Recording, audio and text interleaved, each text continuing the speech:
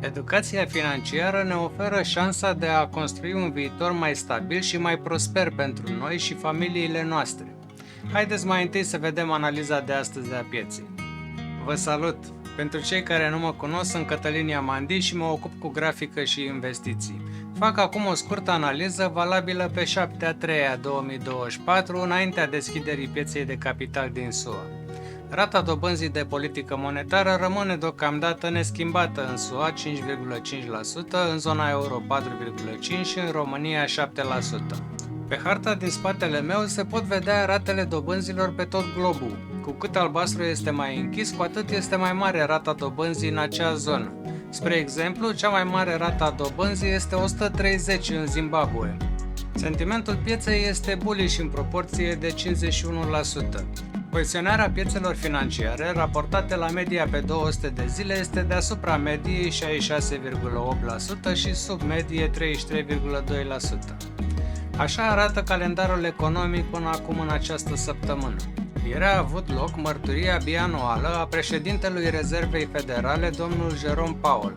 Acesta a spus că se așteaptă ca ratele dobânzilor să înceapă să scadă în acest an, dar nu este stabilit începând de când. Așa arată toate companiile listate pe piața din SUA. Sunt grupate pe sectoarele de activitate. Mărimea reprezintă capitalizarea companiei și culoarea reprezintă evoluția companiei în ultima zi. După cum se vede, ieri tot sectorul de semiconductori a crescut. Indicele volatilității VIX la 9 zile a avut niște spike-uri, dar nu anticipează evenimente negative pe următoarea săptămână, fiind în același range de nivel scăzut unde stă din noiembrie 2023. Indexul Fear and Greed este la 74, o valoare ce indică lăcomie în piețele din America. Concluzia analizei este că majoritatea companiilor se află în teritoriu pozitiv. Indexul Standard & Poor's 500, ca și indexul tehnologiei Nasdaq și indexul Dow Jones Industrial Average au depășit maximile lor istorice și, deși se află în divergență pe indicatorul RSI de ceva timp, cresc în continuare. În schimb, indexul companiilor mici Russell 2000 mai are până la a egala maximul anterior din 8 noiembrie 2021. Fed menține dobânda monetară la un nivel destul de ridicat și scade masa monetară aproape săptămânal, adică quantitative tightening. Am decis să includ în analiză și graficul TVB-TTF pentru a observa piața acțiunilor din România, care și ea se află la maxime istorice. Vă rog să-mi lăsați un comentariu. Din ce localitate urmăriți acest episod? Haideți să revenim la subiectul de astăzi. Prin dobândirea cunoștințelor și abilităților necesare pentru a gestiona eficient banii, deschidem pentru noi și familia noastră o lume nouă de opțiuni. Vom dobândi control asupra finanțelor. Educația financiară ne învață cum să ne creăm un buget realist care să ne satisfacă nevoile și dorințele, dar să ne permită și să economisim. Cu o planificare financiară solidă, ne eliberăm de povara datoriilor și ne concentrăm pe obiectivele noastre pe termen lung. Înțelegem cum funcționează piețele financiare și cum să investim cu prudență pentru a ne crește averea. Scopul nostru ar trebui să fie securitatea financiară. Educația financiară ne ajută să ne pregătim pentru evenimentele neprevăzute, cum ar fi pierderea locului de muncă sau o urgență medicală. Putem alege polițe de asigurare care ne protejează împotriva riscurilor majore și ne oferă liniște sufletească. Recomand o planificare din timp pentru pensionare pentru a ne asigura o bătrânețe decentă prin economisire și investiții strategice. Educația financiară înseamnă oportunități și pentru familie. Pornim de la educația copiilor. Îi învățăm pe cei mici despre valoarea banilor și cum să gestioneze resursele financiare în mod responsabil.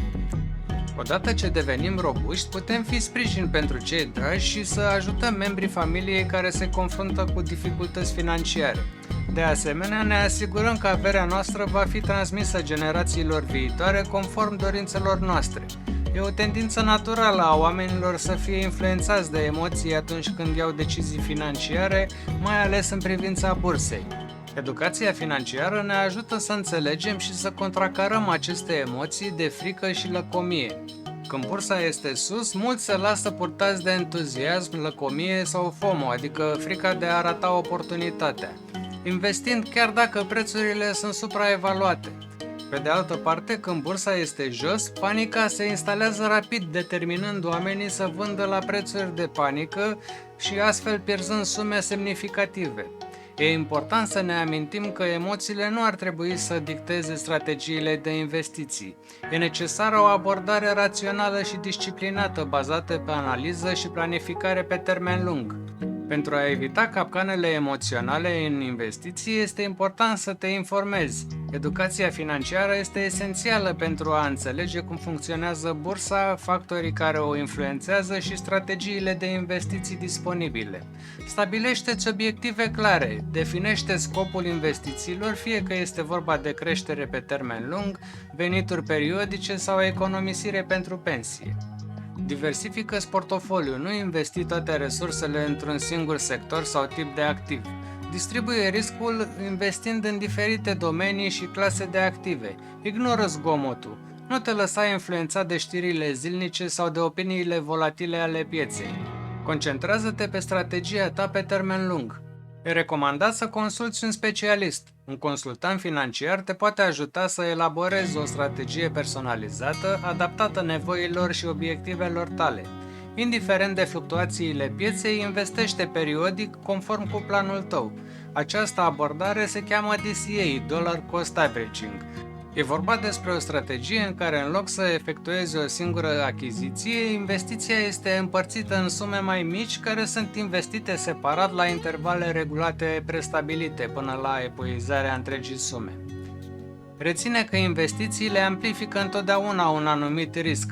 Totuși, prin educație, disciplină și o abordare strategică, poți maximiza șansele de a obține succes pe termen lung. Educația financiară este un instrument esențial pentru a ne construi o viață mai bună. Prin investiția în cunoaștere și abilități financiare ne oferim nouă și familiilor noastre șansa de a prospera și a ne bucura de un viitor stabil și fericit. Voi continua să postez 2 videouri pe săptămână pe care vă invit să le vedeți dacă doriți să performați în acest domeniu. Ca de obicei, mulțumesc frumos membrilor care s-au abonat și vă rog să vă abonați dacă nu ați făcut-o deja pentru a nu pierde videoclipurile viitoare. Este important pentru mine să ajung la 1000 de abonați pentru a monetiza canalul. Apăsați butonul de like dacă ați aflat măcar o informație relevantă și trimiteți acest videoclip persoanelor care ar putea fi interesate să se dezvolte personal și financiar. Activați clopoțelul pentru a fi notificați atunci când postez un episod nou. Dacă doriți, puteți să-mi lăsați adresa dumneavoastră de mail pentru a primi update-uri. Linkul este în descriere. Ne vedem în următorul episod. O zi plăcută!